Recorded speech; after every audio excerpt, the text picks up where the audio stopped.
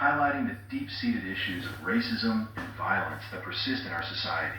As believers, we must confront these injustices head-on, reflecting on our role in fostering a more compassionate and equitable world. In a recent interview on The View, when asked about why we see Jesus angry in this season, Rumi answered with piercing clarity. When Sonny Hostin asked him about Jesus' anger, he didn't hesitate. Often when we think of Jesus, we think of his peacefulness, right? The Prince of Peace. This season, we see another side of him, though. We see what I like to call righteous anger. Can you talk about what brings him to that place? So let's talk about where the message hit different. He emphasizes over hypocrisy within the temple establishment of his time, seeing religious leaders subvert the meaning behind the practices of faith and extort the poorest of the poor.